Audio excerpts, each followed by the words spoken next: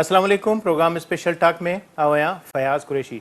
नाज़रीन, मुल्क की मैशियत के हथी ॾियण के हवाले से हुकूमत पारां जिते केतरा कदम खया पिया था वञनि, IMF हुजे, चाइना हुजे या ॿिया मुल्क हुजनि, उन्हनि सां मुल्क जे जेके परॾेही नाणे जा ज़ख़ीरा आहिनि उन्हनि खे वाध जे हवाले सां कोशिशूं कयूं थियूं वञनि, त ॿिए पासे हिन वक़्तु जेको मुल्क जी रीढ़ जी जेका हॾी आहे उन जी हैसियत रखंदड़ CPEC मनसूबो उनखे 10 साल मुकमल थी चुका आहिनि। लगभग 10 सालनि जे अरसे में CPEC जो ही जेको मरहलो आहे उनखे ॿिए फेज़ जो नालो पियो थो ॾिनो वञे। चयो पियो थो वञे त मनसूबे जे ॿिए मरहले में न सिर्फ़ु असां जिते दाख़िल थी विया आहियूं उते चाइना जो जेको नाइब वज़ीर अज़म आहे ली फेंग, उहो पिणु पाकिस्तान जे दौरे ते पहुतो आहे। वज़ीर अज़म शहबाज़ शरीफ़ पारां संदसि न सिर्फ़ु हिकिड़ो फ़क़ीदुल मिसाल इस्तक़बाल कयो वियो, बल्कि बाजोड़ जेको वाक़ियो थियो उन जे तनाज़ुर में ख़ुशियुनि बजाए हिन खे तक़रीब खे सादगी सां मल्हायो वियो। वज़ीर अज़म जिते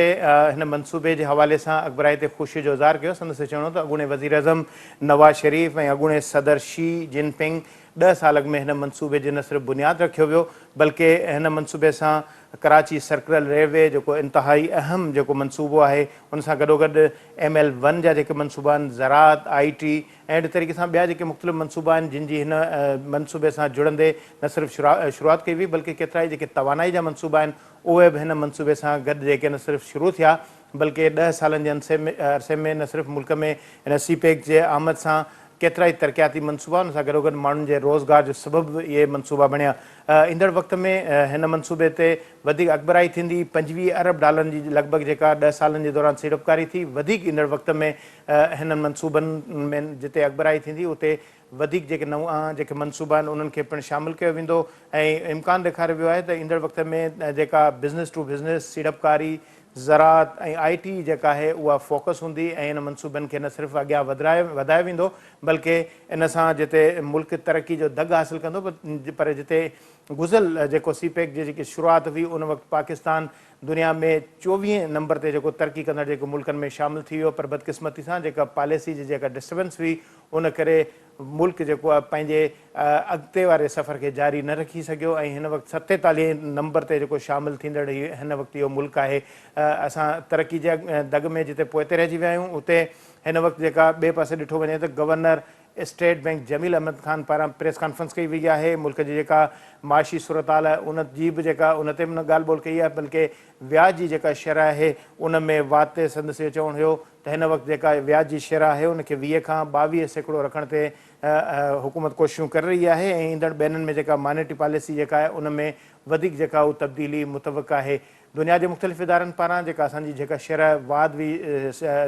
व्याज जी उन ते ॻणती ज़ाहिर कई हुई, पर महांगाई बि इन शरह वाध सां जेका जिते जुड़ियल हुजण जे करे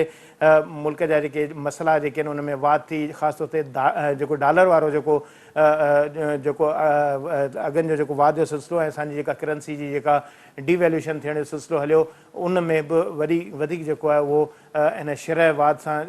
जुड़ियल हुजण जे नाते सां वधीक असरात जेके मुरतब थिया। जमील अहमद ख़ान जो इहो बि चवणु हो त ईंदड़ महीननि में न सिर्फ़ु मुल्क में जेका महांगाई जी जेका शरह आहे उन में बि घटिताई ईंदी, बल्कि बहितरी जा रस्ता बि ईंदा ऐं महांगाई जे ख़ात्मे सां गॾोगॾु जिते बेरोज़गारी जा जेके मामला हुया उन्हनि में बहितरी जूं हुन उमीदूं ॾेखारियूं। इन्हनि समूरनि मामलनि ते असांखे जॉइन कयो आहे नाले वारो माशी तज़ेकार एनालिस्ट इंजीनियर अब्दुल जब्बार मेमन साहब। अब्दुल जब्बार साहब अस्सलाम वालेकुम। वालेकुम सलाम।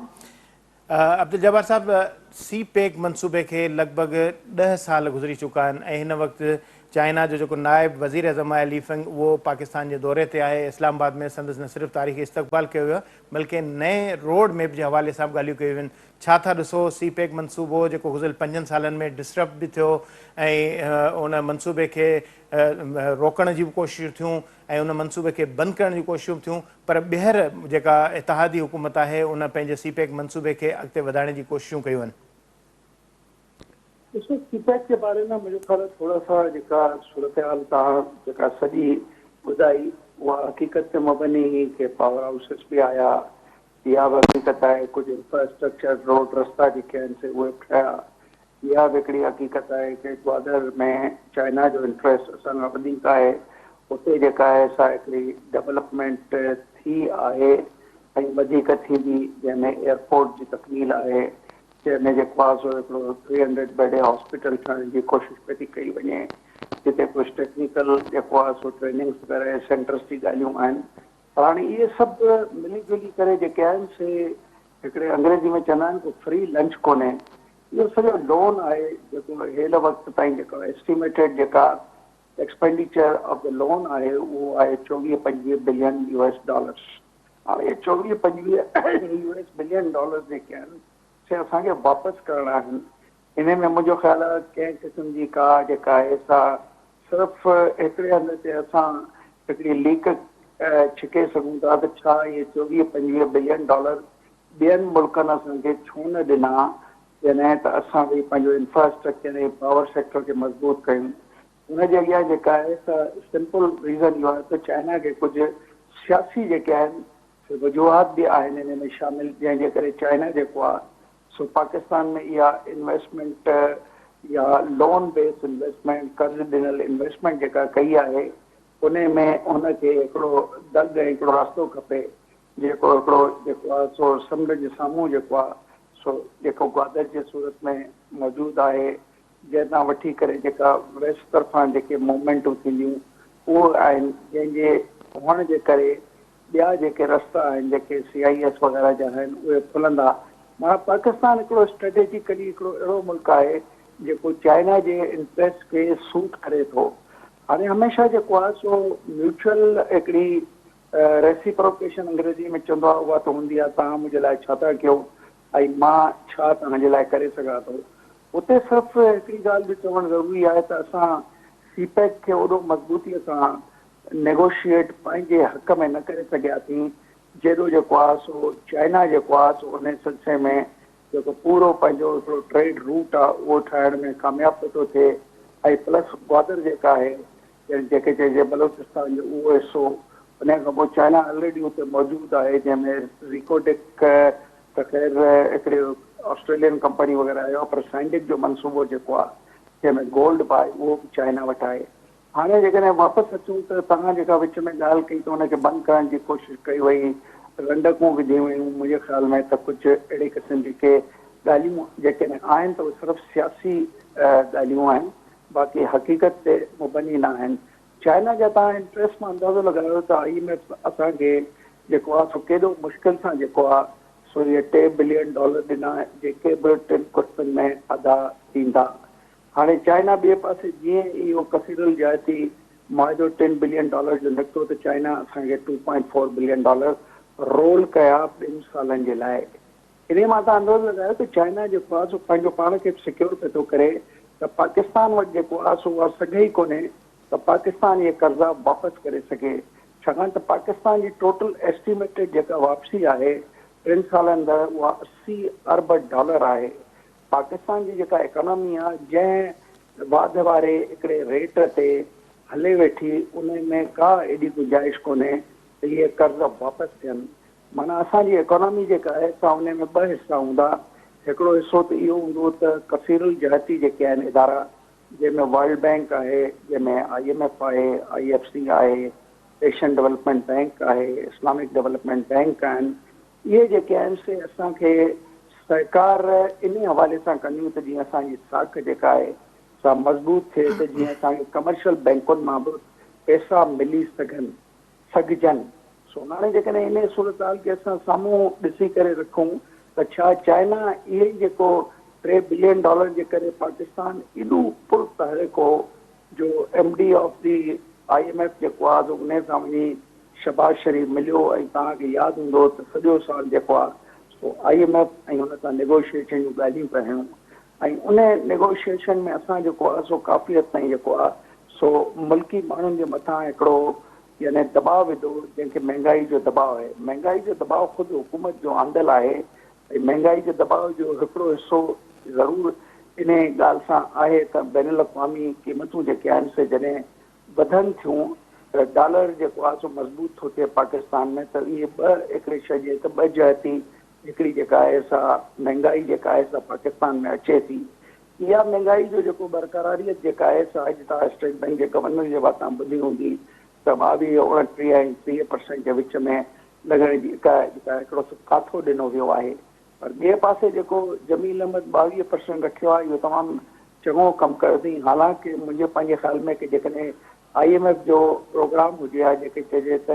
हिन वक़्तु असां वटि जेको एक्सटेंडेड फंड प्रोग्राम हो उन में असां हुजूं हा त मुंहिंजे पंहिंजे ख़्याल में इहो 23-24% हुजे हा, छाकाणि त इन्फ्लेशन खां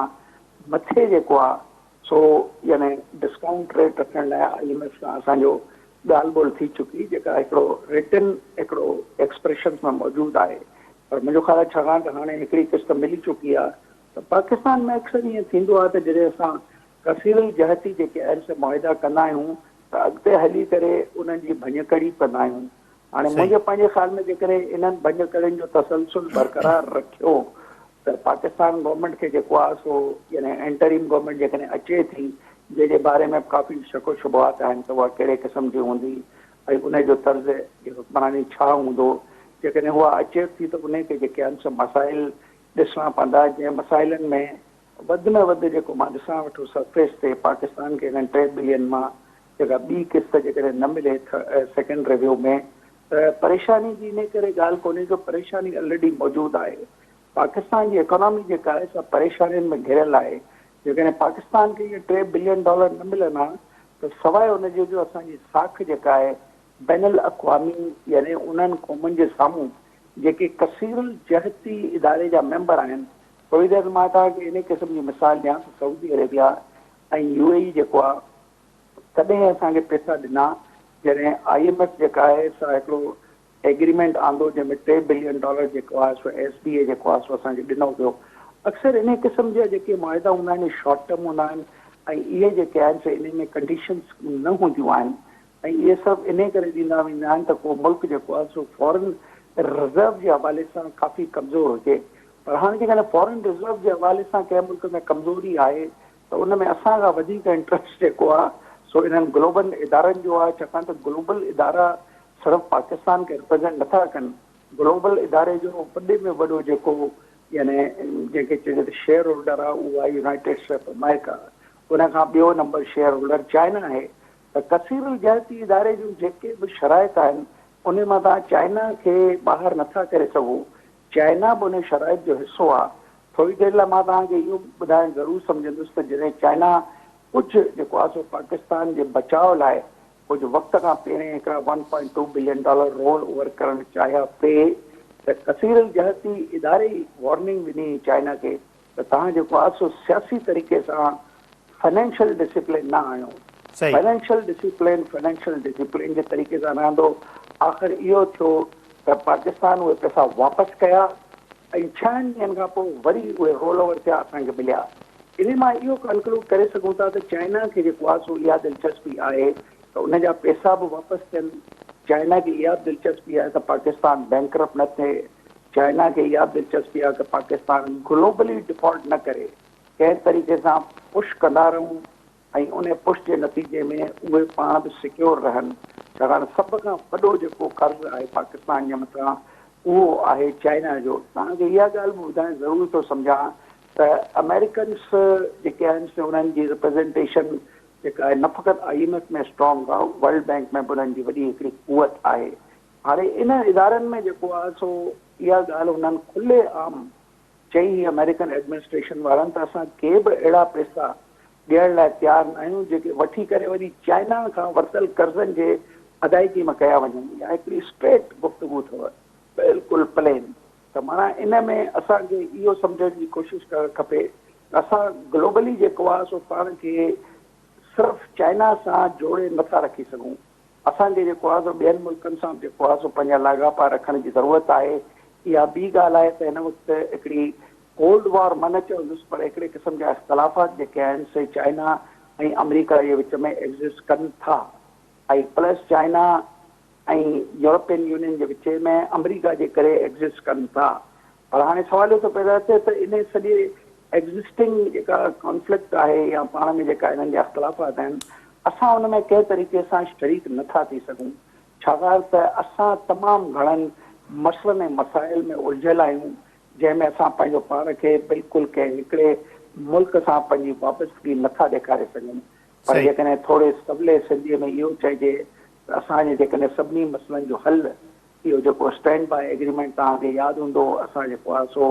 $2.4 बिलियन 2.4 बिलियन डॉलर जे कढ 8 महीना असां जेको आहे सो मुल्क जी सॼी पॉलिसी साजीअ में हिकिड़ी जेका महांगाई आहे उनखे असां आंदो असां एक्सचेंज रेट पंहिंजो जेको आहे सो मार्केट रेट तक करण लाइ तयारु थी वियासीं असां महांगाई जे बराबरि जेको आहे सो इंट्रस्ट रेट डिस्काउंट रेट रखिया असां जेको आहे सो पंहिंजे माण्हुनि खां जेको आहे सो इनडायरेक्ट टैक्सेशन जे मद में असां 741 अरब रुपया वधाया असां हर हंधि जिते जिते पॉसिबल उते टैक्सिस वधाया ऐं उहे टैक्सिस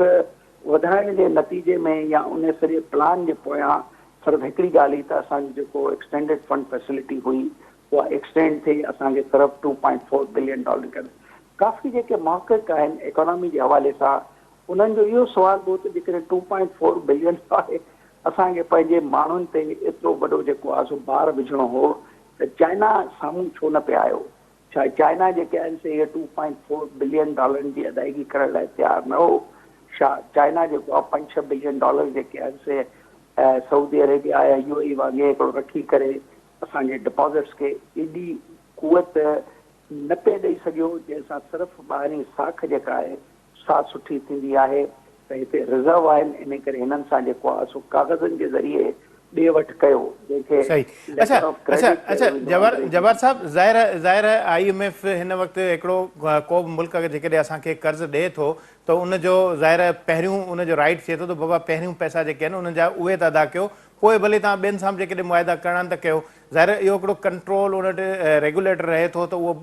उन शयुनि ते रुकावट विझे थो पर हाणे इन मामले ते बहस जो सिलसिलो पाण जारी रखूं था वक़्तु ब्रेक जो शॉर्ट ब्रेक वठी वरी मोटूं था इन साॻी सिलसिले ते बहस जो सिलसिलो जारी रखंदासीं वठूं था शॉर्ट ब्रेक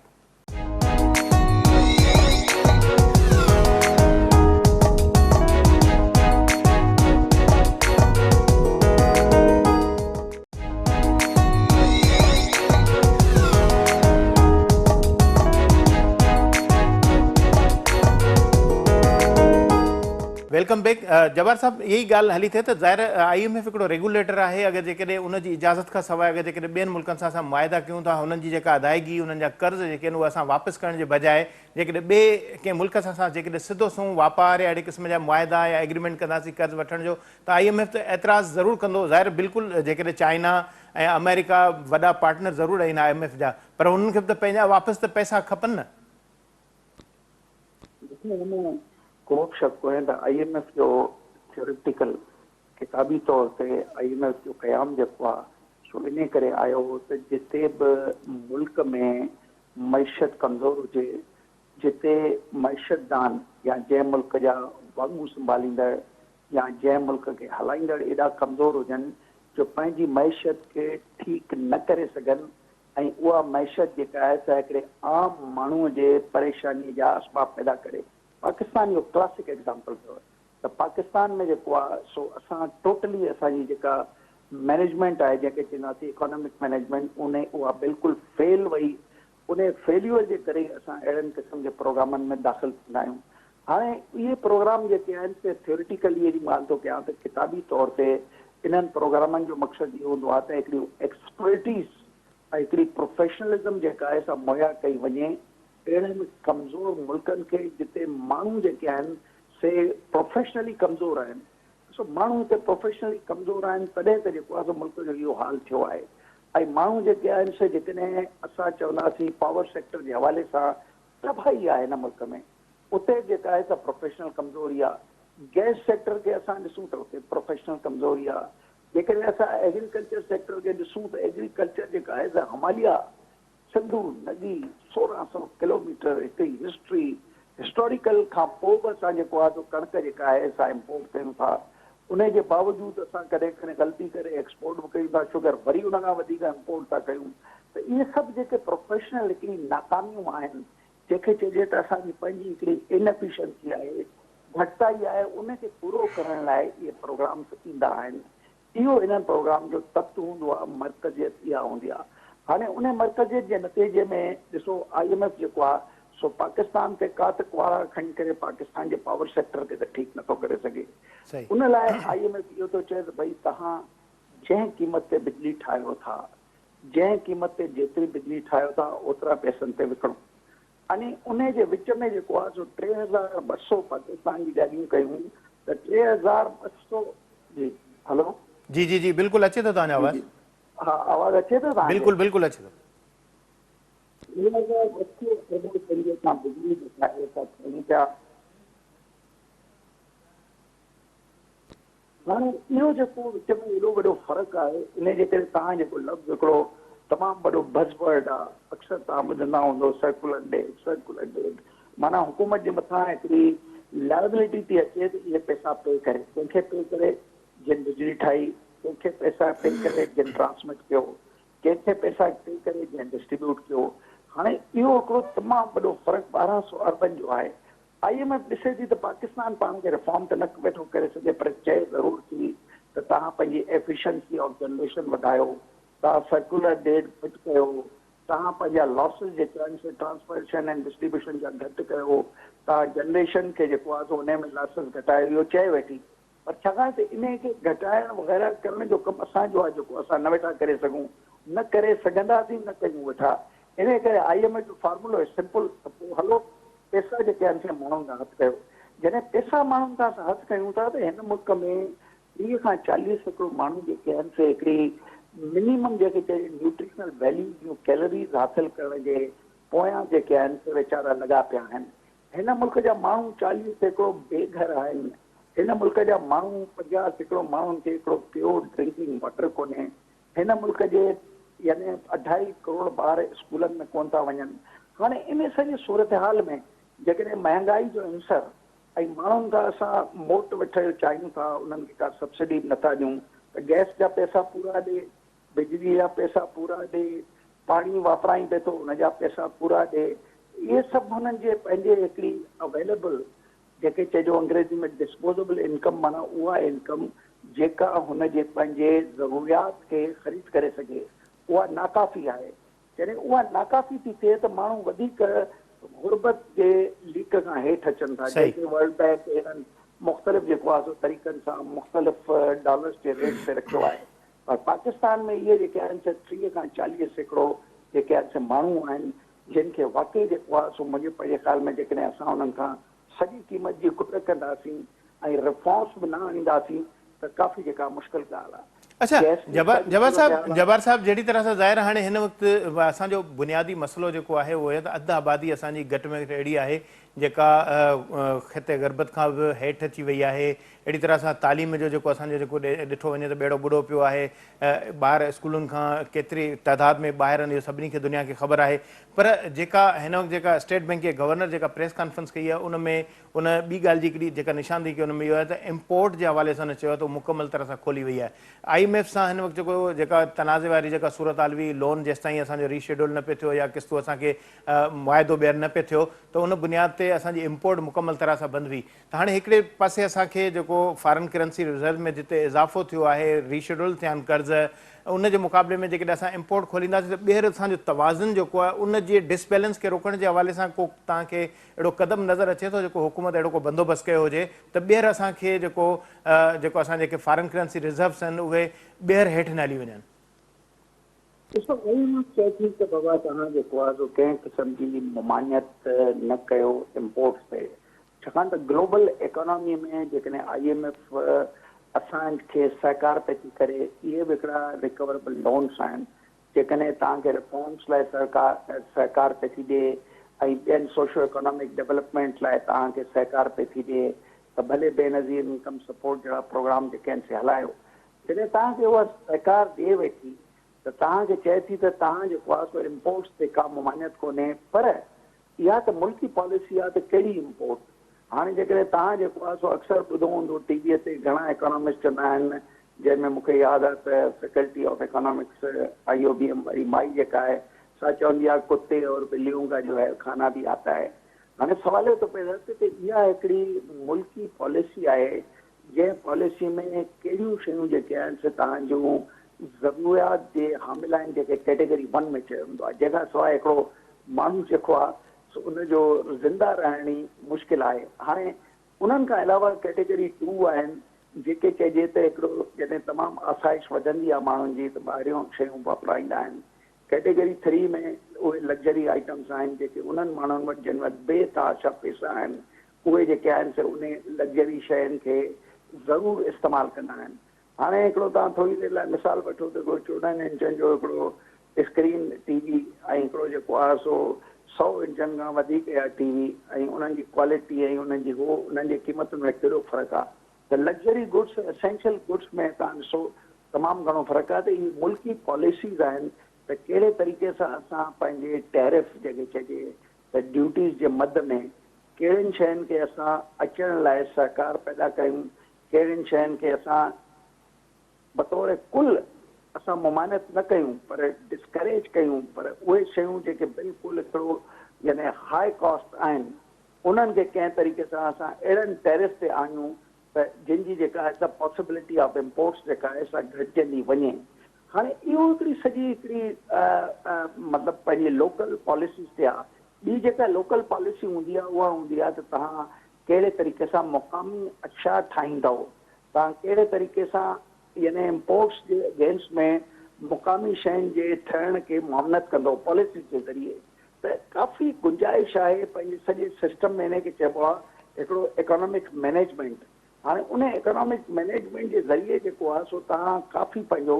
फॉरेन एक्सचेंज जो हिकिड़ो ॿाहिरि वञण जो कंट्रोल करे सघो था। पर IMF जेका आहे सा बुनियादी तौर ते उसूली तौर ते ममानियत जे ख़िलाफ़ हूंदी आहे। वर्ल्ड ट्रेड ऑर्गेनाइज़ेशन बि जेको आहे सो इन जी ममानियत थो करे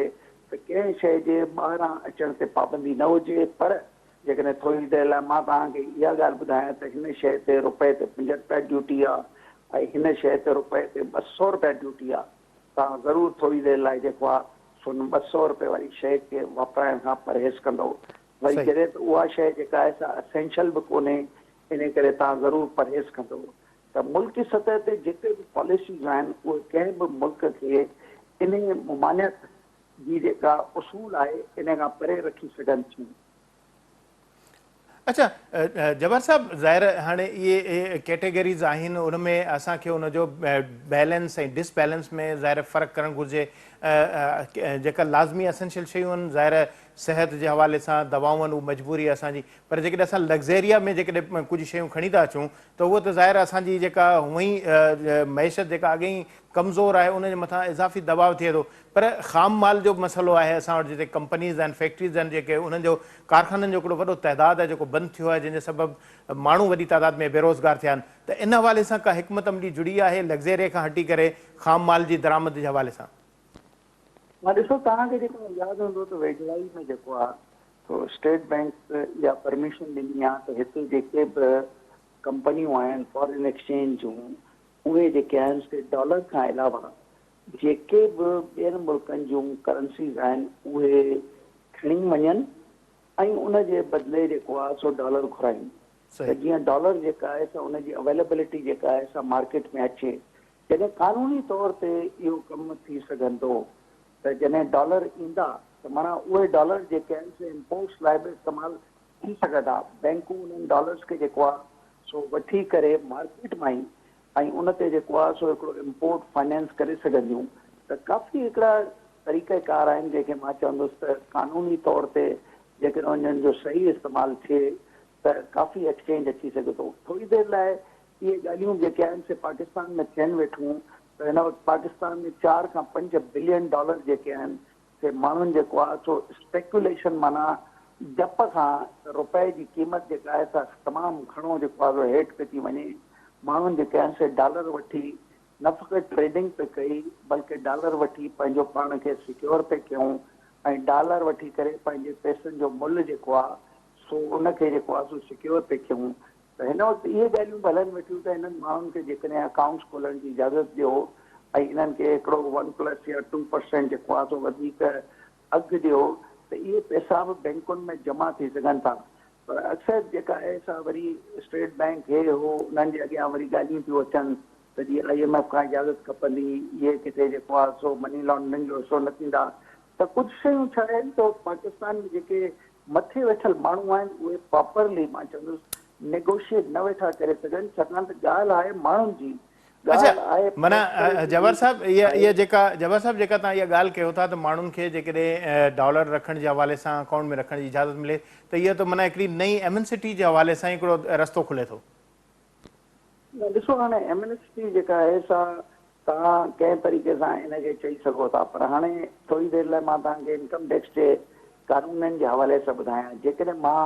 100 रुपया जेके आहिनि से यानी इनकम टैक्स में जेको आहे टैक्स भरियो आहे ऐं डिक्लेरेशन मुंहिंजी 1000 रुपए ते आहे,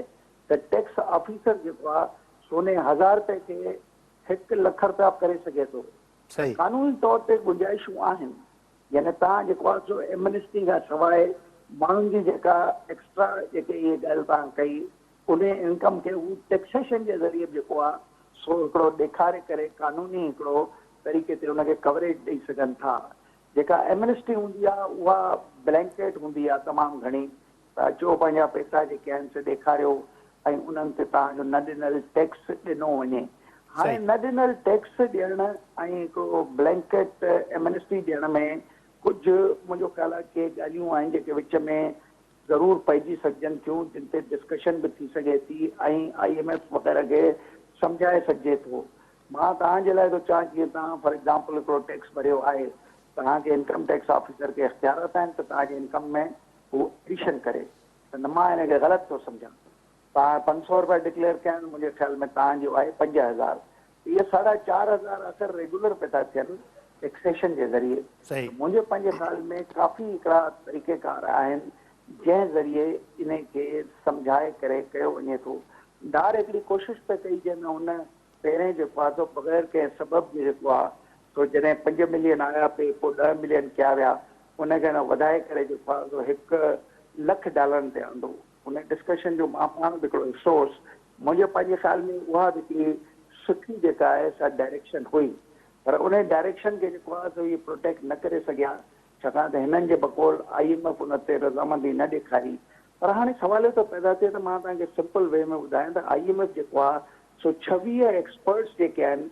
उन्हनि जे ॻाल्हियुनि जे बेस ते ॻाल्हाईंदी आहे। सही। पाकिस्तान जे सभिनी जेके बि जहतूं आहिनि, सोशल इकोनॉमिक्स खां वठी तव्हांजी जेका आहे सा रियल इकोनॉमिक्स खां वठी, मॉनेटरी इकोनॉमिक्स खां वठी, फिस्कल इकोनॉमिक्स खां वठी, टैक्सेशन इकोनॉमी खां वठी, तव्हांजे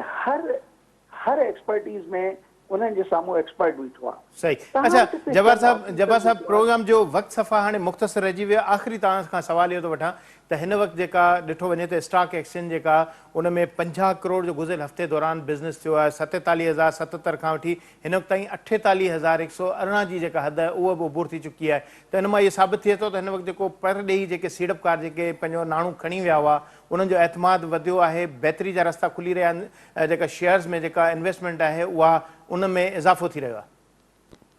न ईअं न आहे। ॾिसो, सुभाणे तव्हांखे का परेशानी न थियणु खपे जेकॾहिं 2000 पॉइंट्स हेठि अची वञे। हिन मुल्क में 1000 पॉइंट मथे ऐं ॿिए ॾींहुं सुबुह जो 2000 पॉइंट हेठि जे पोयां का बि इकोनॉमिक एप्रिशिएटिंग इंडेक्स कोन्हे। हिन मुल्क में असां कॾहिं कॾहिं ॾिसंदा आहियूं त राइट्स पिया था थियनि, स्टॉक वधियो। हिन मुल्क में असां ॾिसंदा आहियूं सुकूत आहे, ख़ामोशी आहे, तंहिंजे बावजूदि स्टॉक न वधियो। इहे ॻाल्हियूं जेके आहिनि से करण लाइ 1 कलाक जो वक़्तु खपे। पाकिस्तान जी स्टॉक एक्सचेंज मुंहिंजे नज़रुनि में मुल्क जो कंहिं बि तरीक़े सां को पैमानो कोन्हे बैरियर न आहे इकोनॉमिक्स जी जांच जो। ओके। इहे ॻाल्हियूं जेके आहिनि से आहिनि चंद माण्हुनि जे हथ में जेके हिनखे हेठि मथे वेठा कनि। इन करे सुभाणे तव्हां हैरान न थिजो जेकॾहिं स्टॉक जेको आहे सुभाणे 1000 पॉइंट बि हेठि अचे त। सही। ठीकु आहे, वरी महिरबानी। इंजीनियर अब्दुल जब्बार मेमण जो चवणु हुयो त ज़ाहिर आहे मजमूई तरह सां जेकॾहिं ॾिठो वञे त स्टॉक एक्सचेंज असांजो हिकिड़ो बैरामीटर न आहे जो असां अंदाज़ो लॻायूं त मुल्क जी जेका मैशत तरक़ी करे रही आहे। चंद माण्हू हूंदा आहिनि जेके उहो इन सूरताल खे कंट्रोल बि कंदा आहिनि, उहो इन मामले ते सॼो न सिर्फ़ु असरअंदाज़ थींदा आहिनि बल्कि जेकॾहिं ॾिठो वञे त हिन वक़्तु जेका मुल्क जा जेके माशी मसइला आहिनि उन में उन इहो ज़िक्र कयो त जेका मुल्क जी जेका असांजी माशी टीम आहे उहा न सिर्फ़ु नाकाम थी मुकमल तरह सां फेल थी वई आहे जो मुल्क खे बहितर दग ते वठी सघे, पर उनजे अगेंस्ट में जेकॾहिं प्रोफेशनल असांजी जेका टीम आहे उनखे पंहिंजी कामयाबी जे हवाले सां पंहिंजी इकनॉमी खे बहितर करण जे हवाले सां उहो कमु करिणो पवंदो जेको नाकामियुनि खे रोके सघे। ख़ासि तौर ते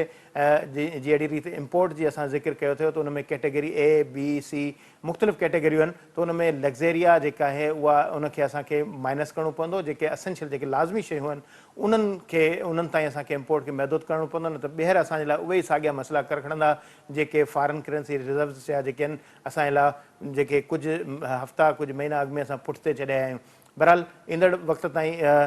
ॾिसिजे त माशी टीम कहिड़ी जेका कारकर्दगी ॾेखारे थी। ज़ाहिर निगराननि जो वक़्तु बि अचिणो आहे, उनखां पोइ जेका ॿीहर चूंडियल जेका हुकूमत ईंदी त इहे सिलसिला हलंदा। ॾिसिजे त मुल्क ॿीहर पंहिंजे वापसि असल धॻ ते मोटे थो या इहे असांजूं मुश्किलातूं बरक़रार रहंदियूं। प्रोग्राम जो वक़्तु ॼाणी त पए थो। इजाज़त ॾींदा। अल्लाह भाई।